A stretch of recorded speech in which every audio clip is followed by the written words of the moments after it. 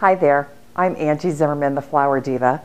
I'm going to show you how to process, which is another way of saying clean, dahlias today. So I have a couple bunches here, and you want to make sure that you have some supplies ready. I like to use clippers. I think they're safer and easier to use, but a florist will typically use a florist knife.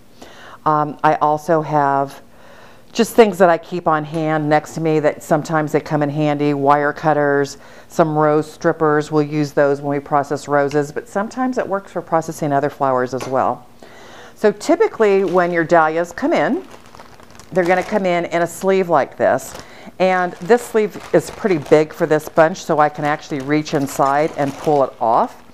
If you can't do that, what you want to do is take a pair of scissors or your clippers and cut the sleeve and tear that off so that you don't damage the flowers. So this particular variety of dahlia typically comes in, I'm going to say that again. This particular variety of dahlias typically come in 5-stem bunches. There is another variety of dahlias that are smaller, more compact in terms of the petals, the completely different shape of the flower head. And those varieties typically come 10 to 12 stems per bunch. So twice as many as you get with these, but these are bigger flowers than those are. Almost always they'll have a rubber band on them holding them together, and unless you're trying to save your rubber bands, I just cut them off. I did put a piece of plastic down on top of my countertop because I'm going to be making a little bit of a mess here. I want to pull off any foliage and even some of the little buds that I'm not going to use or that don't look so great. That bud doesn't look so good, but I'm thinking that it may come back. So I'm going to go ahead and give this a fresh cut at a slanted angle because that gives your flower a better drinking surface. It's now given it a bigger drinking surface. And I have poured into this container some solution. It's a hydrating solution that you should always use with your flowers because it's kind of like roto-rooter for your flowers. By dipping it, it sends a chemical up through that flower stem that cleans and clears it all out so that now this flower can get a good strong drink of water, because flowers need water like we need air.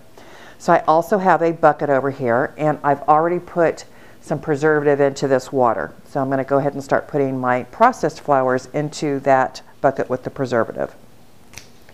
And again, you know, you can cut these off or leave them. I'm going to go ahead and cut those off. They're pretty small and they're way down on the stem, so I'm very sure that I won't use those.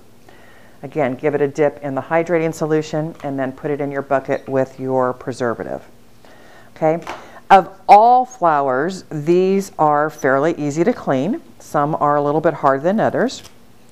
These happen to be pretty easy. And again, you know, that bud doesn't look so good, so at some point I may take that off. But they also just came in and they, you know, sometimes are a little stressed when they arrive because they've been traveling for at least a day, most likely 2 days, without any water. So again, just pulling off these bottom leaves. Doesn't need very much. Typically, your measure, your rule of thumb is anything that's going to fall below the water line of a vase you want to remove. So in this case, I'm going to actually be cutting these flowers off and using them in centerpieces. So it doesn't matter for me that I'm not going to use that foliage down there at all. And it's not going to hit the water line. All right, this is a pretty big bud, and that will open. So I'm going to actually cut this off, and I'm going to cut this little bud off of it. Go ahead and dip it, and I'm going to put this in my bucket, and I think that this will open in time for me to use it. And then again, just pulling off, cutting off these smaller buds that are down very low. And this one is broken, so you always want to cut above where it's broken, and then give it that dip and put it in your bucket. So we'll do this one more time.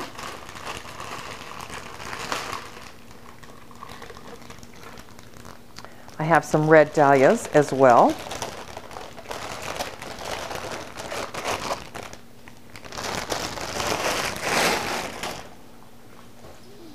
Okay, I'm just going to cut loose the rubber band.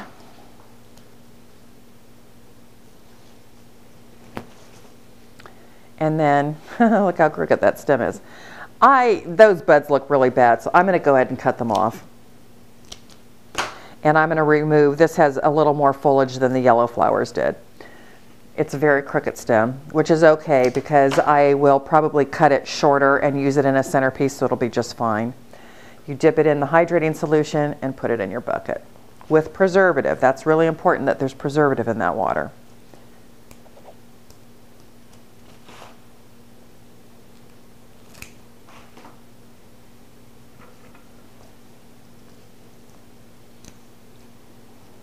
Now, this bud feels very strong. I doubt that I'm going to use it, but I'm going to leave it on for now. And then as I am designing, I may choose to remove that.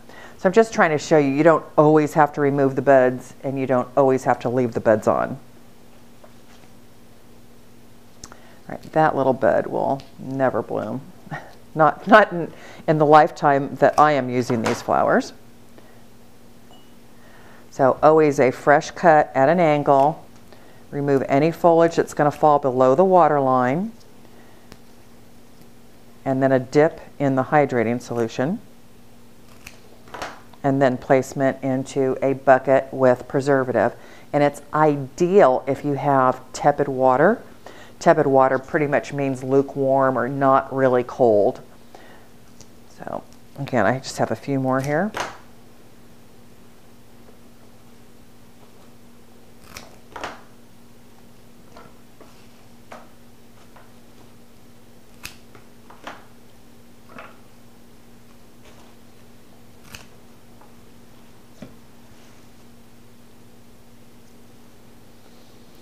So this is also crooked. It looks like it's broken, but it's not. It actually grew that way. So this one will be, oh, maybe it is broken. Yeah, I was going to say it's going to be a little more challenging to use in this shape, but it's actually broken, so I probably won't use it at all. Or when flowers are this broken or cut this short, I'll save these and use them on the cake flowers if I'm doing a wedding. So, and I do have a wedding and I can use this with the cake, so that's what I'll do. Okay.